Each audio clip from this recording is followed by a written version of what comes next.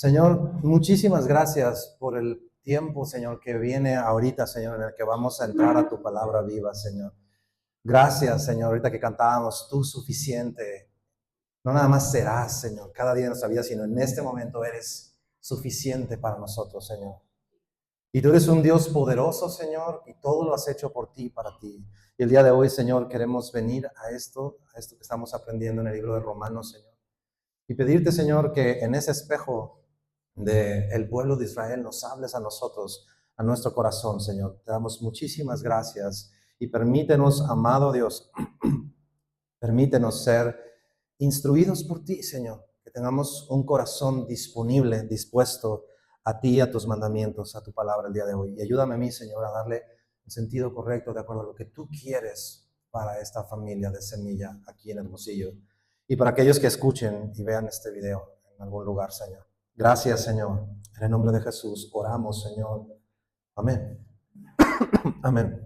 Bueno, el día de hoy vengo un poquito arrepentido, sinceramente, de cómo he maltratado en mi mente al pueblo de Israel. Siempre pensé en mi vida cristiana que este pueblo había sido terco, nefasto, lejano, y no me daba cuenta que yo estaba igual o peor que ellos.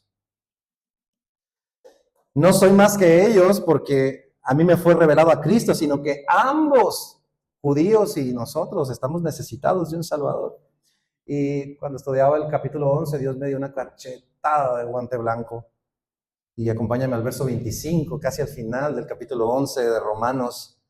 Dice Romanos 11, 25, porque no quiero, es más, leámoslo juntos. Porque no quiero, hermanos, que ignoréis este misterio, para que no seáis arrogantes en cuanto a vosotros mismos, que ha acontecido a Israel endurecimiento en parte, hasta que haya entrado la plenitud de los gentiles. Ahí estuvo la cachetada. Es notable que en la Biblia hay varias cosas que nos dice que no ignoremos. Y curiosamente son de las que más ignoramos. Por ejemplo, dice que no ignores acerca de los dones espirituales. Y sí o no es de lo que hay más revoltijo, en las iglesias. Y no entender, no ser entendidos, ignorar acerca de los dones espirituales, de acuerdo a lo que dice la Escritura, lleva a muchas iglesias al abuso de los dones, ¿sí? Profetizando cosas que ni al caso y cosas por el estilo, ¿no? También dice que no ignoremos, entre otras cosas que dice la Escritura, que no ignoremos las cosas acerca del fin de los tiempos, del fin del mundo. ¿Qué va a pasar con la segunda venida? ¿Qué va a pasar con el Apocalipsis? ¿Sí? Y curiosamente es de lo que más ignoramos. También dice la Escritura que no ignoremos acerca de la postura de Israel y de la postura de la iglesia hoy en día, que es lo que hemos estado viendo. Y curiosamente, si tú vas y tienes amigos cristianos, a veces sí les preguntamos, es de lo que hay más confusión. De hecho, hay gente, por ejemplo, que cree que la iglesia viene a sustituir a lo que era Israel, como si nosotros fuéramos el nuevo Israel, y la Biblia no enseña eso. Y hoy vamos a ver si alcanzamos parte de todo eso. Entonces hoy con temor y temblor, después de esta cachetada de guante blanco del Señor para mí, no sé cómo está tu caso, vamos a retomar este espejo que decíamos, que este pueblo de Israel para nosotros es como un espejo donde te puedes ver. Y decíamos en el capítulo 9 y parte del 10 que vimos, que Dios los responsabilizó por su ignorancia espiritual. Tenían mucho celo, pero no sabían nada acerca de las Escrituras. Las tenían en las manos, pero no fueron entendidos. Y los responsabilizó también el Señor por no invocar su nombre, porque dice la Escritura que todo el que invoca el nombre del Señor será salvo. Y ninguno de ellos lo hizo a la manera de Dios. Y luego los responsabilizó por no predicar el evangelio a las naciones. Parte del plan del Señor de revelarse a ellos como nación es que ellos fueran como el faro de la humanidad para que vieran al Mesías, empezando por ellos mismos. Y hablábamos de que hermosos son los pies, ¿se acuerdan? De los que anuncian la paz. Y decíamos que eso tiene dos formas de verlo. Una, por la belleza de recibir a alguien que trae una buena noticia que nadie más te ha podido dar. ¿Qué tal se siente cuando te dan así como una super noticia y dices, qué bueno que viniste? Ahora ponte del otro lado. Estábamos yendo a llevar el mensaje del evangelio. Y la otra manera de ver de pies hermosos es que el andar de quien tiene el evangelio debe de ser coherente, debe de ser hermoso. Y por eso decíamos, ¿cómo estás caminando en el evangelio? ¿Es hermoso tu caminar o pica los ojos? Es como que, ay, ¿no? Y Israel debió de haber sido luz a las naciones. Y nos quedamos en el versículo 16. Acompáñame al capítulo 10, verso 16. Porque Dios también les va a hacer un reclamo. ¿De qué? De que no obedecieron. Dice el verso 16 de Romanos 10. Mas no todos obedecieron al evangelio, pues Isaías dice, Señor, ¿quién ha creído a nuestro anuncio? Así que la fe es por el oír y el oír por la palabra de Dios. Y les dejé una tarea, ¿se acuerdan? Si hiciste la tarea vas a estar al punto, así, al dente, para lo que voy a mencionar. Meditar el capítulo 53 de Isaías, porque dice la pregunta la repite Pablo, pero en realidad la dijo Isaías. E Isaías así comienza, ¿quién ha creído en nuestro anuncio? Y lo que hemos estado viendo es que en Israel no todos han creído. Unos sí, otros no. Y Isaías 53, si tú tuviste ese tiempo y si no lo tienes, lo puedes tener, pero quiero decir, tú vas a ver a Jesús en su máximo esplendor. Es donde dice, por tus llagas fuimos nosotros sanados. ¿Sí? Y viene todo el proceso, cómo lo abandonaron los amigos, cómo fue vituperado y cómo fue todo el proceso del Calvario de nuestro Señor.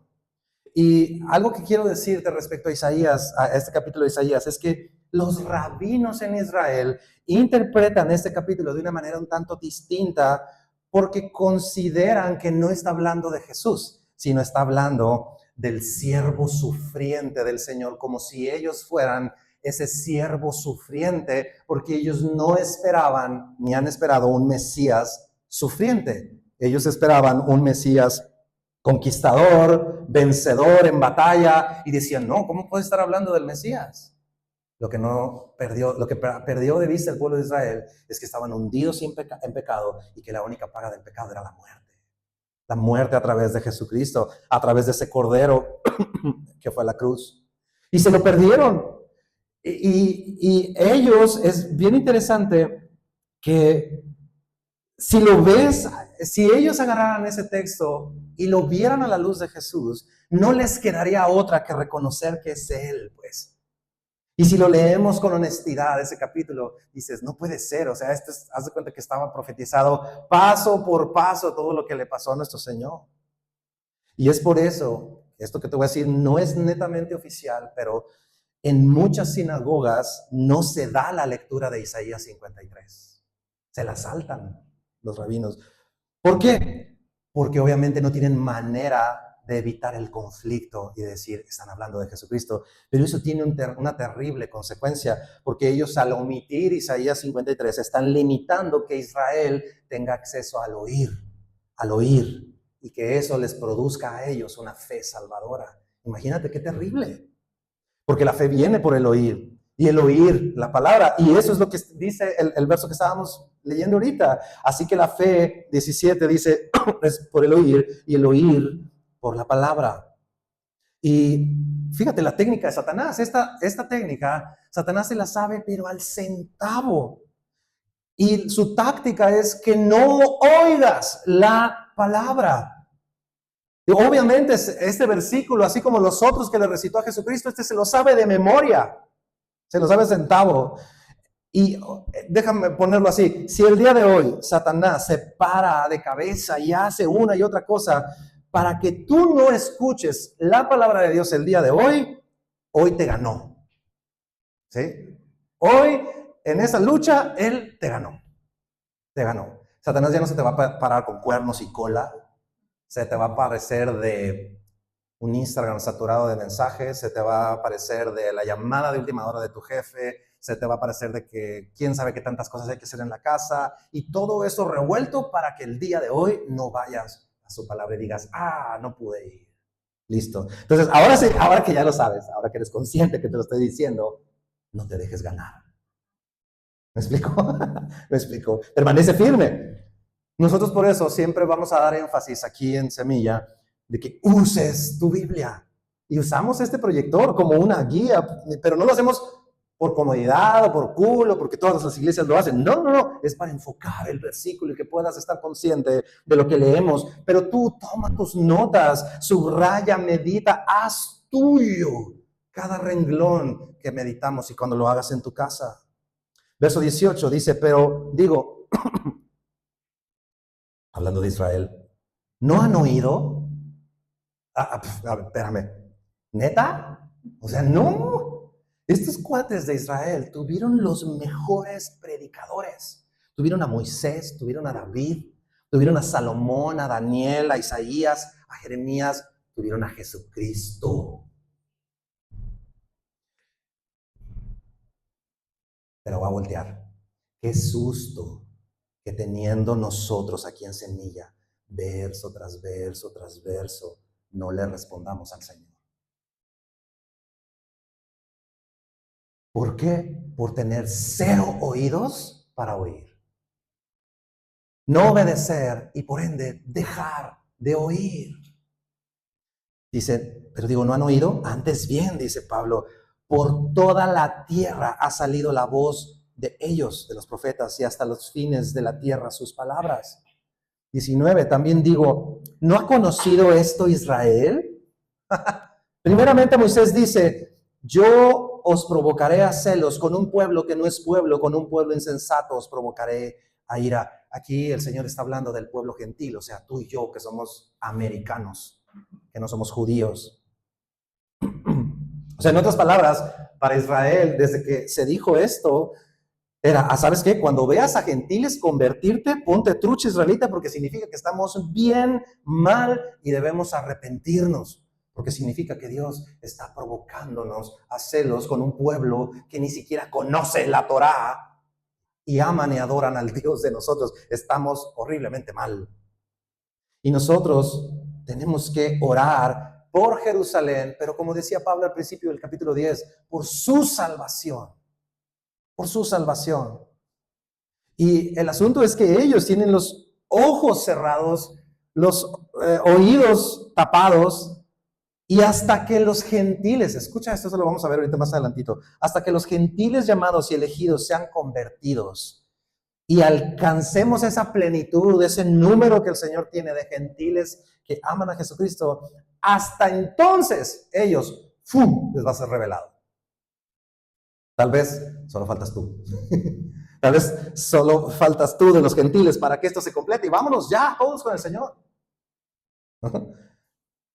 A lo mejor nada más falta alguien en tu casa. Tal vez, no sé. Verso 20. E Isaías dice resueltamente, fui hallado por los que no me buscaban, me manifesté a los que no preguntaban por mí. O sea, si la verdad es que si no fuera por la misericordia de Dios, amigos, andaríamos con un taparrabos adorando al Dios Tlaloc para que haga llover sobre Hermosillo. Si no fuera por la gracia de Dios, no estuviéramos aquí. 21. Pero acerca de Israel dice, fíjate, te pido por favor esto, trata de dibujar una imagen como puedas de Dios de esta manera. Acerca de Israel dice, todo el día extendí mis manos a un pueblo rebelde y contradictor. Y yo te pregunto, ¿cuántas veces te han dejado con la mano estirada? ¿Te ha tocado que te dejen con la mano estirada? Es como raro, ¿no? Como que, bueno, pues. Pregunta, ¿cuántos segundos soportas con la mano estirada? Yo creo que sí, 5 son muchos. Bueno, tu Dios Altísimo, Todopoderoso, aguantó todo el día, desde la mañana hasta el mediodía, hasta en la tarde, hasta en la noche. ¿Te lo puedes imaginar a Dios? Ven. En serio, ven. Todo el día. Entonces, la pregunta es, ¿no escuchaba Israel? Claro que sí escuchaban, pero no quisieron oír. Y Dios les concedió eso. No escuches, pues. Tenían todo, pero no quisieron oír. Y tú y yo tenemos todo. De hecho, déjame decirte algo, tenemos más que Israel. Porque ellos tenían la Torá, tenían los profetas, tenían los salmos. Tú y yo tenemos todo eso y tenemos los evangelios y tenemos las cartas de Pablo, y tenemos la revelación del Apocalipsis, y tenemos la carta de los Hebreos, y tenemos todos los hechos que el Espíritu de Dios ha hecho en la iglesia, la obra de Jesucristo en la iglesia, en el libro de los Hechos. Tenemos todo su consejo, todo el consejo de Dios. Entonces la duda que yo planteo es, ¿cómo estás atesorando la palabra de Dios que recibes y que te es administrada para ti? ¿Cómo la estás recibiendo? ¿Le das el peso suficiente? ¿Le damos la prioridad o estamos buscando comodidad bíblica? ¿Sí? Y piensa en eso. Y vuelve en el capítulo 11 de Romanos, Pablo va a volver a plantear la pregunta sobre Israel, si ha desechado Dios entonces a Israel. Y al responderla, al mismo tiempo para responderla, va a plantear el plan de Dios para lo que queda respecto a Israel, referente a su futuro. Ya vimos el pasado, que fueron elegidos por el Señor, ya vimos el presente, cómo fueron descalificados y Dios les reclamaba lo que acabamos de mencionar, y ahora vamos a ver el futuro. Y algo bien importante que hay que entender para el capítulo 11 es, Pablo se refiere a Israel como nación. ¿Ok? Ha habido muchos elegidos en el pueblo del Señor, en Israel, pero Dios va a hablar acerca de ellos como nación. Y un día Dios los va a restaurar, no nomás a esos cuantos, los va a restaurar a todos como nación. Capítulo 11, verso 1. Dice, digo pues, ¿ha desechado Dios a su pueblo? En ninguna manera. Ahora déjame explicarte por qué la duda tan reiterativa. Mira, el cristianismo surge en Jerusalén, ¿ok? Entre un pueblo que es judío, con un Mesías que es judío, Jesucristo. El evangelio se predica en Israel, un pueblo, una nación judía. Y el mensaje primario es a los judíos, pero ellos lo rechazan. A judíos, todo era para ellos inicialmente. Después viene el Pentecostés, la era de la iglesia. Y están ahí en el aposento alto y llega la salvación y dice que empezaron a hablar en otras lenguas, en otros idiomas y estaban ahí, pero eran judíos, ¿no? Y empieza a avanzar y empieza a añadir 3,000 judíos en la primera prédica de Pedro. Un montón de judíos ahora creyentes. Y en eso va avanzando Pedro, el apóstol Pedro, y tiene una visión donde ve a Cornelio, donde le dicen, ven. Y entonces el Espíritu Santo lo manda en Hechos 10 a la casa de Cornelio, que era un romano gentil, pero curiosamente era temeroso de Dios. Y entonces no estaba ni circuncidado, no sabía nada ni siquiera del judaísmo. Y entonces Pedro le empieza a predicar porque el Espíritu Santo le dijo, ve. Y le empieza a predicar y el Espíritu Santo cae sobre Cornelio. Y entonces estaban ahí así como que sacadísimos de onda porque dicen, ¿qué? Pero ni judío es. Entonces esto sorprende mucho a los creyentes judíos que por primera vez ven que un gentil cae bajo la presencia y recibe el Espíritu de Dios igual que ellos que eran judíos, y se hace un revoltijo. Y entonces empieza el dilema, ¿se tendrán que circuncidar o no? Que sí, que no, hasta que empieza a agarrar orden por obra del Espíritu Santo para la iglesia. Pero pasan años, décadas, y luego viene esta carta que Pablo le escribe a los que están en Roma, donde es una iglesia que ya está muy mezclada. Hay muchos griegos, hay muchos romanos y también hay unos judíos. Pero empieza a pasar algo como esto. Levante la mano aquí, ¿quién tiene un familiar judío? Nadie. Lo mismo pasó en Roma. Empezó a pasar en Roma. ¿Cuántos judíos hay aquí? Levantaron una mano, 1, 2, 3, 4, 5, y de repente un chorro de gentiles. Entonces la pregunta obvia de la iglesia es, yo creo que Dios se hartó de los judíos, porque se están salvando puros gentiles. Y cada vez somos más y más como conejos, nos estamos multiplicando, nos estamos convirtiendo a Cristo, y Israel no. Entonces yo creo que, bye. Por eso Pablo les dice, ¿ha desechado Dios a su pueblo? Y les dice, en ninguna manera. Y les dice, es más, les voy a dar algunas razones para darles a entender por qué no. Y hay como unas 4 en este texto. Ahí te va la primera. Dice, número 1, dice, porque yo también soy israelita, de la descendencia de Abraham y de la tribu de Benjamín. O sea, yo mismo Pablo, soy la prueba de la fidelidad de Dios con Israel. Soy un judío, Dios no me ha desechado. Y si no me ha desechado a mí, entonces ¿cómo defines que Dios ya desechó a los israelitas? Y qué padre cuando tú y yo podemos ser esa evidencia de la fidelidad de Dios en tu misma vida. Mira, Dios no es fiel, no es cierto. No, sí es cierto, mírame, yo esto antes estaba así, y que puedes dar testimonio de eso, ¿sí o no? Padrísimo. Y Pablo dice, y sabes que no es por mérito, es por gracia. Una vez estaba en el primer trabajo que tuve, había unos técnicos ahí y un día se armó la marabunta, el debate de que si la Biblia era real. Yo no estaba ahí, pero se armó el relajo y después dijeron, pues este vato es cristiano. Entonces me agarraron ahí en una encrucijada y me dijeron, oye, a ver, ¿cómo sabes que la Biblia es real? Y yo me quedé así, ¿no?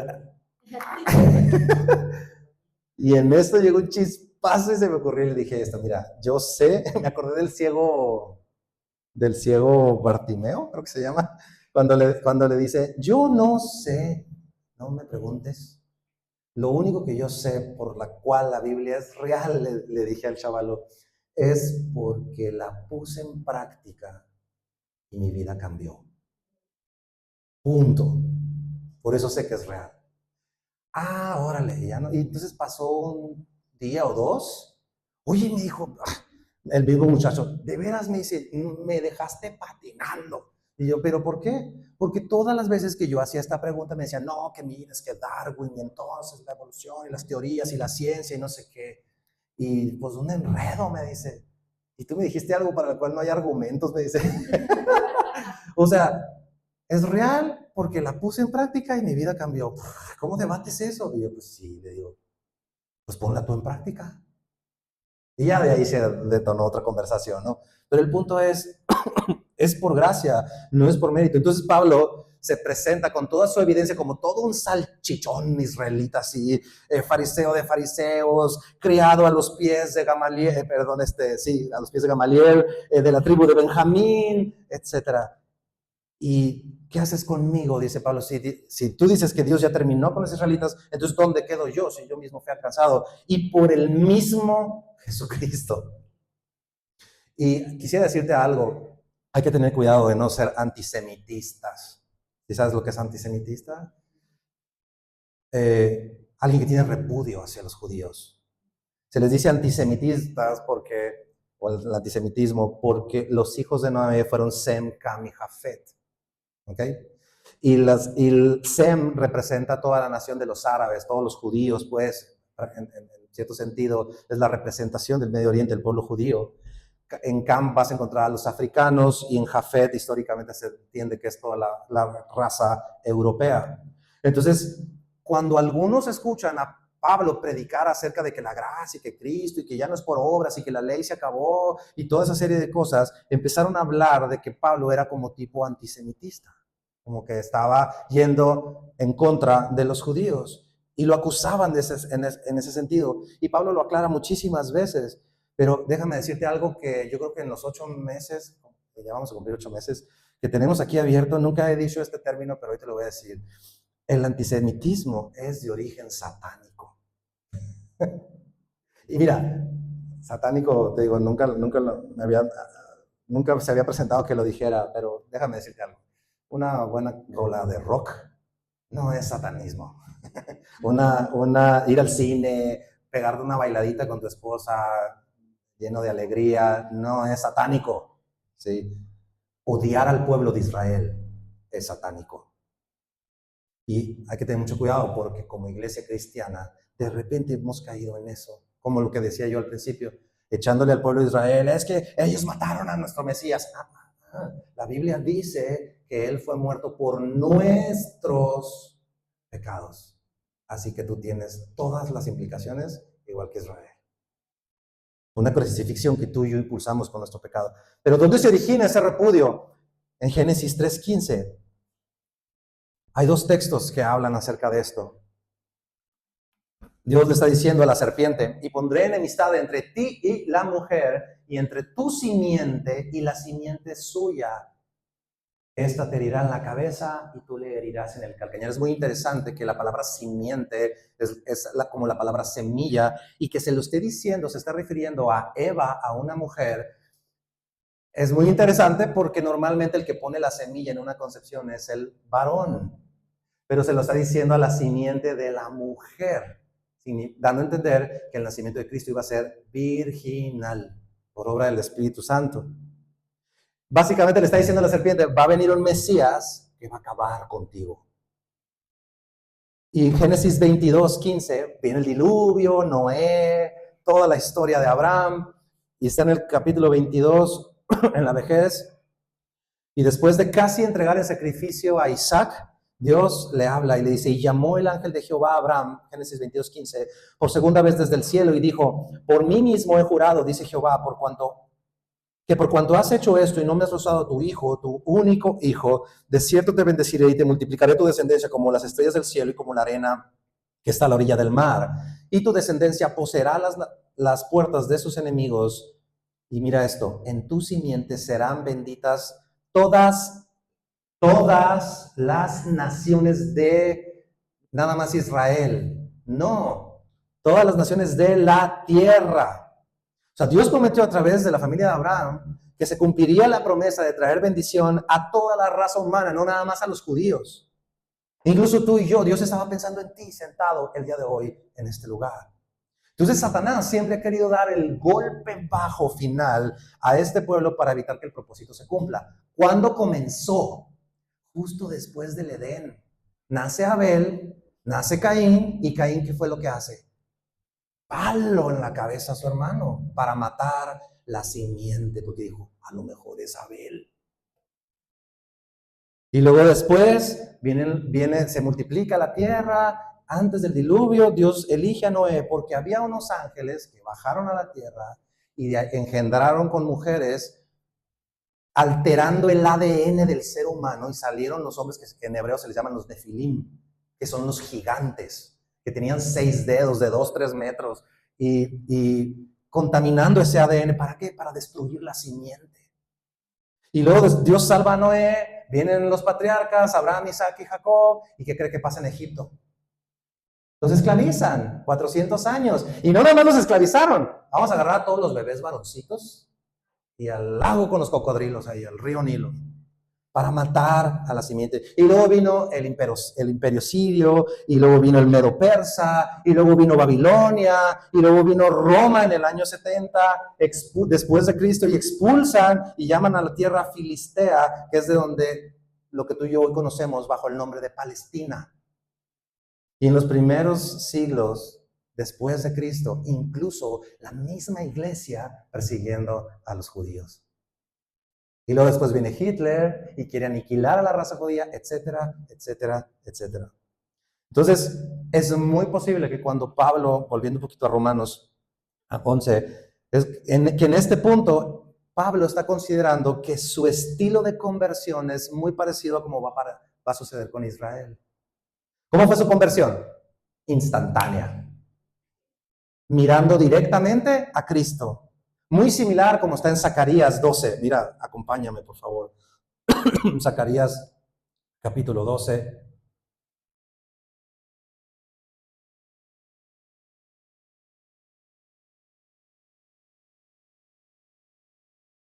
Zacarías 12, versículo 10. Dice, y derramaré sobre la casa de David y sobre los moradores de Jerusalén espíritu de gracia y de oración. Y mirarán a mí, a quien traspasaron, y llorarán como se llora por un hijo unigénito, afligiéndose por él como quien se aflige por el primogénito. Y en aquel día, dice de Israel, habrá gran llanto en Jerusalén, como el llanto de Adadrimón en el valle de Megiddo. El valle de Megiddo es donde en Apocalipsis va a ser la última batalla contra Jesucristo. Va a haber un movimiento antisemitista en el final de los tiempos y se van a congregar en el valle de Megiddo a luchar contra el Cordero. ¿Sí? Y me da un poco de risa porque no puedo creerlo. Y Jerusalén va a estar literal acorralada y Cristo va a venir, dice la Escritura, montado en un caballo blanco, y tú y yo vamos a venir con él. Y dice que con la espada de su boca se los va a echar a todos. Y todo Israel va a ser conmovido, toda esa generación va a ser conmovida por esa misericordia de Dios y se convertirán y conocerán al Mesías. Dice el versículo 12 de ahí de Zacarías, y la tierra lamentará cada linaje aparte, los descendientes de la casa de David por sí, sus mujeres por sí, los descendientes de la casa de Natán por sí y sus mujeres por sí, los descendientes de la casa de Leví y así, los de Simeí. Verso 14, todos los otros linajes, cada uno por sí, las mujeres por sí. Capítulo 13, verso 1, dice, en aquel tiempo habrá un manantial abierto para la casa de David y para los habitantes de Jerusalén, para la purificación del pecado y de la inmundicia. O sea, van a ser purificados. Un parpadeo. Y tú puedes decir, ¿esto qué tiene que ver con nosotros? O sea, ¿de qué me sirve mañana que voy al trabajo, a la oficina? Tenemos que comprender los eventos venideros que involucran a Israel por dos cosas. Hay 2 días que te son muy importantes para ti, para mí hoy en día. El primero de ellos es el Día del Hombre. Y por Día del Hombre me refiero al tiempo actual, a la era actual, donde el hombre es el que reina y el hombre puede incluso desafiar a Dios y puede seguir viviendo así y no importa, pero un día ese Día del Hombre se va a acabar. Y Dios le va a poner fin al Día del Hombre, a la era del hombre. Y va a venir el segundo día, que es el día del Señor, que dice en la Escritura que es grande y temible. ¿Por qué? Porque Dios va a traer juicio a la tierra.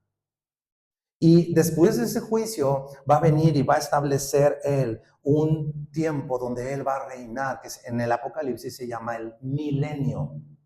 Son 1000 años en los cuales la potencia mundial número 1 va a ser Israel. Y el que va a estar gobernando, reinando y rigiendo todo el mundo desde Israel va a ser el mismo Mesías, Jesucristo. Imagínate cómo va a ser eso. Entonces, volviendo un poco a Romanos 11, en el verso 2, va a continuar Pablo y va a decirnos la segunda evidencia porque Dios no ha desechado a Israel, del verso 2 al 10. Y quiero que nos grabemos estas palabras en nuestra mente para siempre. Verso 2, Romanos 11, 2, dice, no ha desechado Dios a su pueblo. Grabémoslo, hay que grabárselo. Al cual desde antes conoció. Dios no ha desechado a Israel, amigos. Dios aún no ha terminado con Israel. Lo dice, ¿o no sabéis qué dice Elías? De Elías, la escritura, cómo invoca a Dios contra Israel diciendo, Señor, tus profetas han dado a muerte y tus altares han derribado y yo solo he quedado y procuran matarme. Pero ¿qué le dice la divina respuesta? Me he reservado 7000 hombres que no han doblado la rodilla ante Baal. Eso está refiriéndose a un tiempo en el que Elías convoca a unos profetas del dios Baal y los reta a ver qué Dios es el que contesta. Obviamente los de Baal nunca contestan. Y cuando Elías invoca al Señor, cae fuego del cielo y se llena viene sobre él el Espíritu Santo y agarra la espada y mata a todos los profetas. Y después la reina que está en turno, que es Jezabel, se entera de esto y dice, voy a matar a este hombre, que acaba de asesinar a todos los profetas de Baal. Y entonces Isaías es cuando dice, Señor, a tus profetas han matado antes, tus altares, los tuyos, no los de Baal, los han derribado, y nomás quedo yo y procuran matarme, como si de repente Isaías le dijera a Dios, oye, pues nomás mataron a todos, nomás quedo yo, ¿qué va a pasar? O sea, se te salió de control esto, y Dios dice, tranquilo, no te creas la última Coca-Cola del desierto. ¿Sí? Hay 7000 hombres que yo he guardado que no han doblado su rodilla ante Baal. Y Pablo utiliza este pasaje para hacernos ver que en medio de todo el rechazo de Israel, hay un remanente que Dios mantiene dentro de Israel, que ha sido elegido por gracia, dentro de los cuales está el mismo Pablo. Verso 5. Así también, aún en este tiempo, ha quedado un remanente, ahí está, escogido por gracia, y si por gracia ya no es por obras, de manera que la gracia ya no es gracia, y si por obras, ya no es gracia, de otra manera la obra ya no es obra. Primer punto, remanente, o sea, esta es la única sección prácticamente que habla de este término, y significa que Dios apartó un grupo, un pequeño grupo apartado para ser preservado. Y sí o no, esta es la historia de Israel todo el tiempo. Viene el diluvio y quedan Noé, sus hijos y las nueras. Se acabó. Y de ahí se levanta. Viene Babilonia, arrasan con todos, queda un pequeño grupo y de ahí se levanta. Viene Roma, persecución, muerte, hambre, sitiados, queda un remanente. Es la historia del pueblo de Israel, donde Dios, de alguna manera, por su gracia, aparta a unos cuantos y los preserva y los rescata. Y dice que es por gracia, dice la gracia ya no es gracia, si es por obra, si la obra ya no es obra, si es por gracia, parece trabalenguas. Pero Pablo lo que estaba diciendo de manera enfática es esto: es por gracia. Es por gracia, no es por nuestros méritos. Nunca se te vaya a pedirle al Señor: Señor, dame lo que merezco. Uy, que te puede ir fatal. No le vayas a pedir eso al Señor. Verso 7. ¿Qué pues? Parece cholo, ¿no? ¿Qué pues? Verso 7 dice: ¿qué pues? Lo que buscaba Israel, que buscaba salvación, no lo ha alcanzado, pero los escogidos sí lo han alcanzado. Y los demás fueron endurecidos. Fíjate esto, las tensiones que hay aquí en este verso. En un solo versículo están los dos escenarios que decíamos la otra vez. O sea, en un solo verso estamos diciendo lo que buscaba a Israel, hablando de esa búsqueda que tú tienes que buscar al Señor. Dice, pero los escogidos sí lo han alcanzado, hablando de la soberanía de Dios. Y dice, y los demás fueron endurecidos. Entonces, a ver, ¿debo de buscar y alcanzar como si fuera responsabilidad mía? ¿O debo de ver la soberanía de Dios y saberme escogido o endurecido? ¿O qué ondas? ¿Qué vamos a hacer?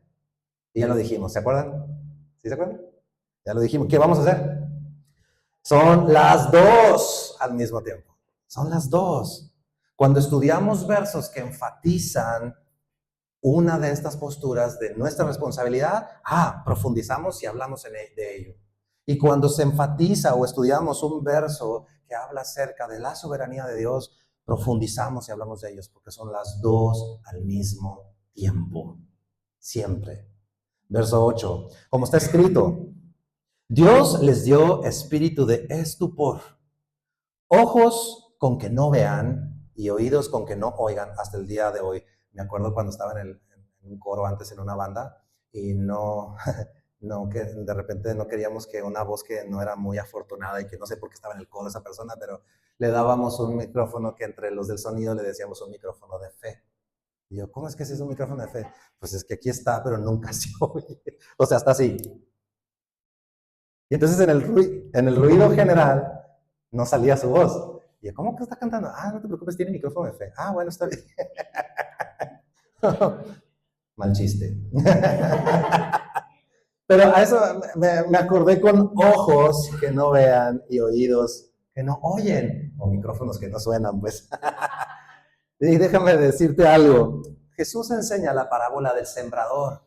La parábola del sembrador es que dice que la semilla, una cayó en el camino, otra cayó entre las rocas, otra cayó entre las espinas y otro cayó en buen terreno.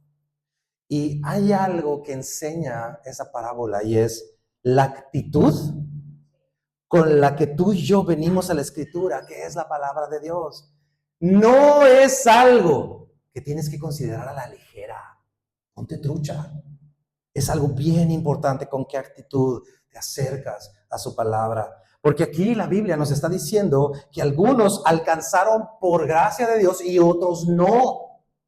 Otros dice que fueron endurecidos. Y la gente que está endurecida tiene una característica principal. ¿Cuál es? Que Dios les dio un espíritu de estupor. Mucha atención, que este espíritu no es un espíritu que manda el diablo. ¿Quién dice que dio el espíritu de estupor? Dios. Y eso está bien fuerte. ¿Y qué es el estupor? Traducido al 2025 es estupidez. Un espíritu como de estupidez, es decir, que no te hace sentido, no le entiendes, está como todo borroso. ¿Qué significa esto? Son personas que por tener el corazón, escucha esto, por tener el corazón endurecido, no están dispuestos a escuchar las palabras de Dios. Y Dios les dice, ¿sabes qué? chirrín con llave, no digas nada. ¿Por qué? Yo decía, ¿por qué hace Dios esto? Y sabes, porque puede sonar muy gacho, pero déjame decirte algo, es misericordia de Dios. ¿Qué? ¿Cómo que misericordia de Dios? Sí, porque tú y yo bien sabemos, porque Jesús lo dijo, que entre más escuchamos y más entendemos, más responsable eres. Ya no tienes excusa, porque ya sabes. Entonces Dios, de alguna manera, en una expresión de misericordia, para no comprometer tu oportunidad con Él, te cierra el telón con un espíritu de estupor, para que mejor ni entiendas. Está tremendo eso. Yo me quedé pensando, ¿cuántas veces puedo yo haber caído en una cuestión en la que Dios me dice, ¿sabes qué? Mejor bye, no, te cierro la llave. O pensé en muchos amigos y muchos lugares donde me ha tocado hacer comunidad con cristianos. Debemos verificar que eso no está sucediendo en nuestro corazón el día de hoy. Mira cómo continúa en el verso 9 hablando del rey David, de un salmo, el Salmo 69. Y David dice, ¿se ha vuelto su convite? O sea, el buffet de las palabras del Señor, que dice el Salmo que es más dulce que la miel. ¿Se ha vuelto su convite en trampa y en red, en tropezadero y en retribución? Sean oscurecidos sus ojos para que no vean y agóbiales la espalda para siempre. ¡Guau! O sea, yo estaba así, ¿cómo? Porque ellos tenían todo el tesoro del cielo delante de ellos. Y lo que debía de haber sido de bendición para ellos, terminó siendo por lazo y por tropiezo, por confiar en sus propios criterios, por su religiosidad, porque dijeron, no, mi manera de hacer las cosas es mejor. ¿Y sabes qué hace eso? Cuando tú y yo le decimos al Señor, no, mejora mi manera. ¡Pum! Endurecer el corazón. Se endurece el corazón. Y eso sucede hoy en día. Tú puedes estar viniendo a este lugar o a cualquier otro lugar donde te lleve el Señor. Y puedes estar 1000 años. Pero si no expones tu corazón a su palabra, si no alineas tu vida a tu voz, a sus palabras, en que necesitas un Salvador, te vas a endurecer. Te vas a hacer como una piedra. Y la Biblia está llena de exhortaciones de que no endurezcas el corazón. Lleno está, Hebreos 7, por ejemplo, por lo cual, Hebreos 3:7. Dice, por lo cual, como dice el Espíritu Santo, si oyeres hoy su voz, no endurezcáis vuestros corazones como en el día de la provocación, en el día de la tentación en el desierto, donde me tentaron vuestros padres, me probaron y vieron mis obras 40 años. A causa de lo cual me disgusté contra esa generación y dije, ¿cómo andan? Mira, siempre andan vagando en su corazón y no han conocido mis caminos, por tanto juré en mi ira, no entrarán en mi reposo. Y te pregunto, ¿con qué actitud vienes a su palabra cuando estás a solas? O por ejemplo, hoy cuando vienes el domingo. Es bien importante no vagar en tu corazón. No confíes en tu propia prudencia. Derrámate delante de la Escritura. Derrámate. Pues estos cuates, por hacer eso, por endurecerse, duraron 40 años dando vueltas por estar así endurecidos. Y yo lo que te invito es mantén la expectativa cada vez que abras tu Biblia y dile, Señor, me estoy encontrando contigo. Me estás hablando en estas palabras y que tu intención arda por escuchar sus palabras cuando abras la Biblia. Verso 12 de ahí mismo dice, mirad hermanos, que no haya en vosotros, en ninguno de vosotros, corazón malo de incredulidad para apartarse del Dios vivo. Antes, fíjate esto, exhortaos los unos a los otros cada 3 días. Cada día, dice, entre tanto que se dice hoy, para que ninguno de vosotros se endurezca por el engaño del pecado. Si un día tú te acercas conmigo y me mandas un WhatsApp o lo que sea, para un consejo, tú deberías esperar de mí que yo no te dé por tu lado. Debo de sacar la palabra y decir, esto es lo que dice el Señor, aunque no te guste. Porque cada día de nosotros necesitamos ese jaloncito. El otro día un amigo me pegó una buena y me exhortó y me puse rojo así caliente. Pero me sirvió. Todos los días necesitamos ese jaloncito de orejas, es diario. De hecho, me deja pensando, ¿cuándo fue la última vez que realmente te sentiste exhortado a mejorar o a cambiar algo? ¿Cuándo? Si no te acuerdas o ha pasado mucho tiempo, alerta amarilla. Ten cuidado. Necesitamos esa presión amorosa diaria para no apartarnos, para no dejar de escuchar al Señor. Por eso no te dejes de congregar nunca. Todos los días necesitamos, no te tires a perder. ¿Sí? Volviendo a Romanos 11, respecto a Israel, quiero aclarar algo. Israel en su rebelión fue entregado a una condición donde no podían discernir, este espíritu de estupor, pues, ni responder correctamente a Dios. Pero Pablo lo está diciendo por algo bien importante. El endurecimiento para Israel no es ni total, completo, ni tampoco final. Sí es real, sí es temporal. Y ahí te va una tercera razón por la cual Dios no ha desechado a Israel. Tú y yo. Tú y yo. Dice el verso 11, digo pues, 11, Romanos, digo pues, ¿han tropezado los de Israel para que cayesen? En ninguna manera. Pero por su transgresión vino la salvación a los gentiles para provocarlos a celos. Y si su transgresión es la riqueza del mundo y su defección, la riqueza de los gentiles, ¿cuánto más su plena restauración? O sea, el hecho de que los gentiles, tú y yo, nos estemos convirtiendo a Dios, no es una evidencia de que Dios ya agarró a Israel y lo dijo, bye, ustedes bye, sino todo lo contrario, es parte de su propósito. ¿Qué? ¿Cómo que parte de su propósito? Sí, hay dos cosas en su propósito. Una, traer riqueza a ti y a mí. Porque sí o no, qué miserable sería nuestra vida si no tuviéramos a Cristo. Como decíamos ahorita, andarías con taparrabos allá.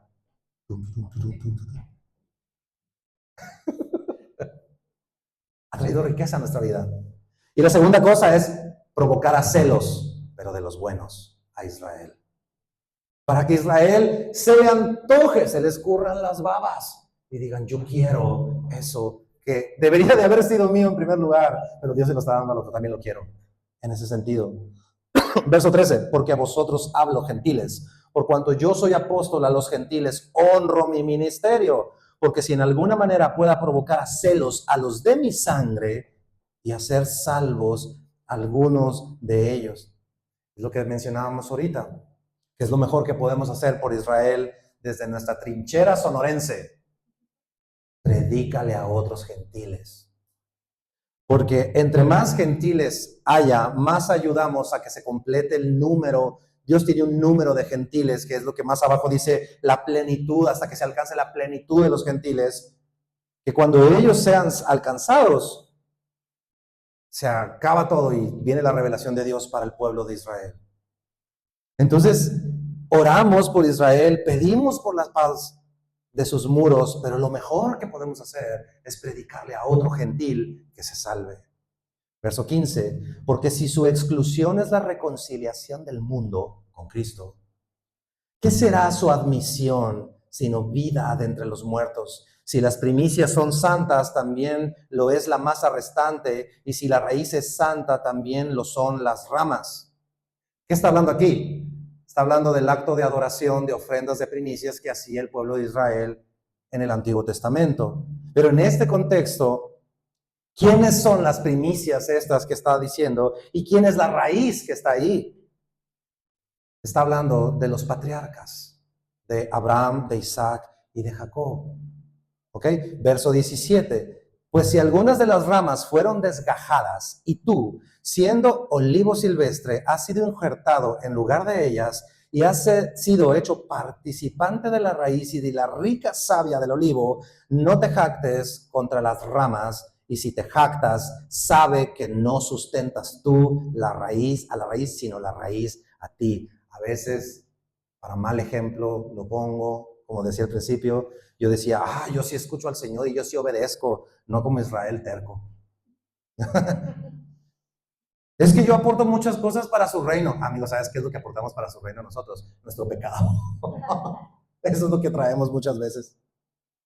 Nosotros como iglesia no vinimos a aportarle algo a Israel, algo que ellos no tengan, sino que tú estás siendo sustentado por esa raíz que viene desde allá, desde Abraham.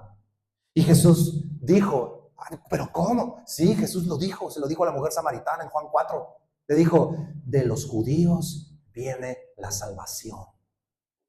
Porque la mujer samaritana de Samaria, los samaritanos estaban peleados contra los judíos y Jesús la puso en su lugar.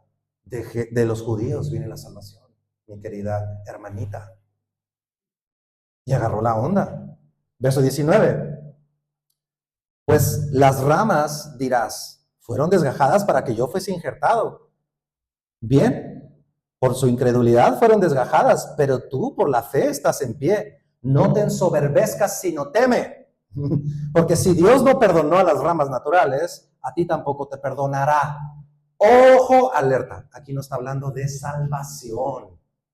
No está hablando de salvación, sino está hablando de la condición espiritual en la que caemos. O sea, tu incredulidad, así como en el caso de Israel, puede llevarte a una ruina espiritual. Y ruina espiritual no me estoy refiriendo a que te vas a ir al infierno. No, ya eres salvo. ¿Ok? Pero hay una condición espiritual que se arruina por la incredulidad. Por ejemplo, Lot, el pariente de Abraham, fue salvo porque está en Hebreos 11, que es un varón justo, pero su vida fue horriblemente terrible y su familia totalmente destruida. Sansón también está, como se dice, en el Salón de la Fama de Hebreos 11, pero su vida acabó molida. Y en este caso, así como Israel no deja de ser pueblo de Dios por todo esto, y Dios todavía no ha acabado con ellos, ahorita están arruinados espiritualmente porque no tienen a Cristo. Y déjame concluir con este último verso antes de terminar. No vamos a alcanzar a terminarlo. Dice el verso 22, mira pues la bondad y la severidad de Dios. La severidad ciertamente para con los que creyeron, pero la bondad para contigo, si permaneces en esa bondad. Pero de otra manera tú también serás cortado. Y aún ellos, si no permanecieren en la incredulidad, serán injertados, pues Dios es poderoso, poderoso es Dios para volverlos a injertar. Porque si tú fuiste cortado del que por naturaleza es olivo silvestre y contra naturaleza fuiste injertado en el buen olivo, ¿cuántos más estos que son ramas naturales serán injertados en su propio olivo? Hay 3 árboles que Dios usa para asemejar a Israel: la vid, la higuera y el olivo. La vid nos habla de los privilegios espirituales de Israel. En Isaías hay muchos pasajes donde Dios compara a Israel con una plantita de uvas, una vid, haciendo referencia a que ellos tuvieron la revelación de la palabra. Pero Jesús vino después y que dijo, yo soy la vid verdadera. Es decir, esa vid de Israel falló, yo soy la vid verdadera. Después está la higuera. La higuera nos habla de los privilegios nacionales de Israel, acerca de cómo ellos van a habitar la tierra prometida. Y de hecho, no sé si te acuerdas que Jesús se molestó un día que llegó a una higuera y no había higos, ¿te acuerdas? Y la maldijo.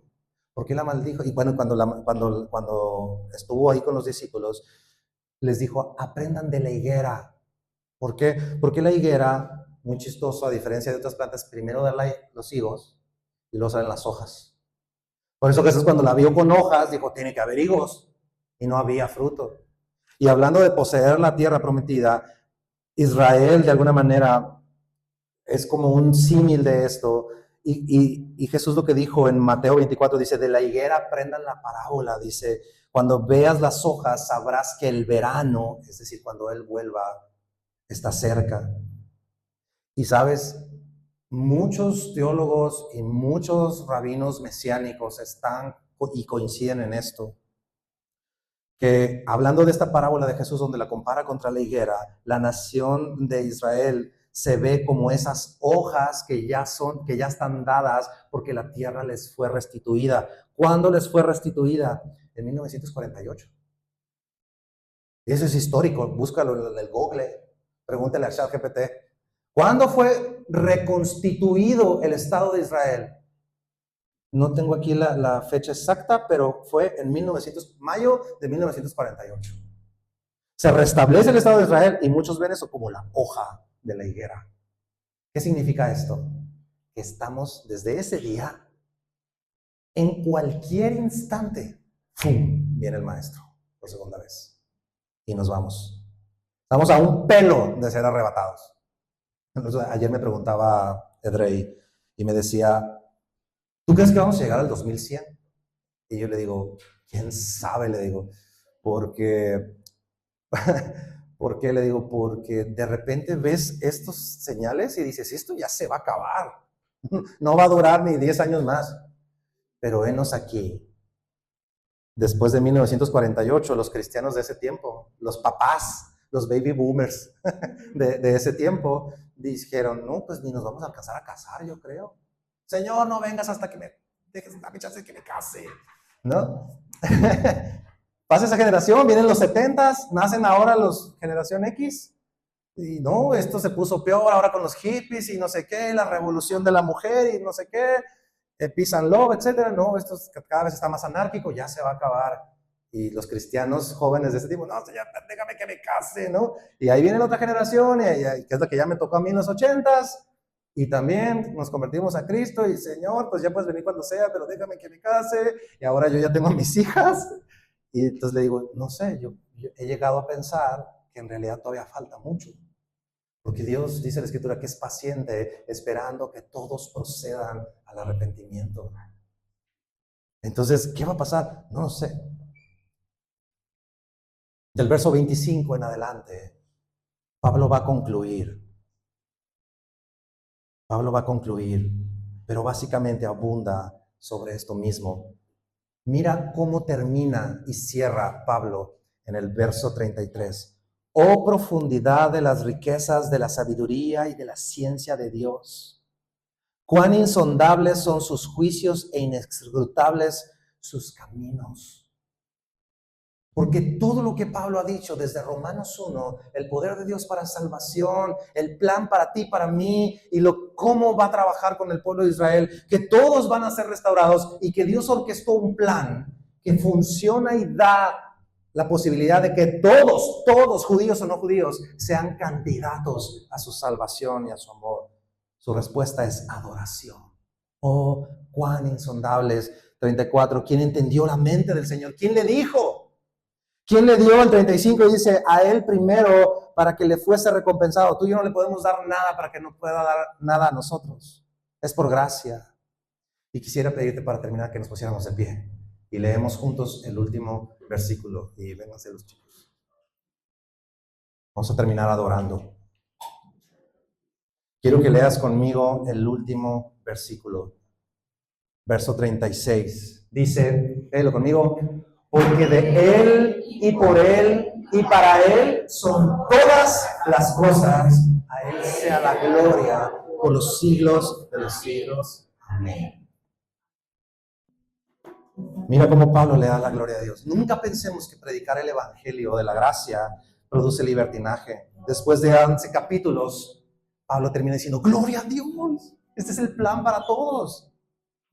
Y que Dios nos ayude a dar un ejemplo como el de Pablo, un cristianismo libre, pleno, sin esclavitud absolutamente nada y amoroso, lleno de la compasión del Señor por otros, para que también lo alcancen. Padre, te damos muchas gracias por este tiempo que hemos estudiado hasta el día de hoy, Señor, y visto. Y queremos, Señor, responder, Señor, a ti, pidiéndote no tener, Señor, oídos duros para oír. Que no nos endurezcamos en nuestra propia opinión y en nuestras propias ideas, Señor, sino te busquemos con todo el corazón.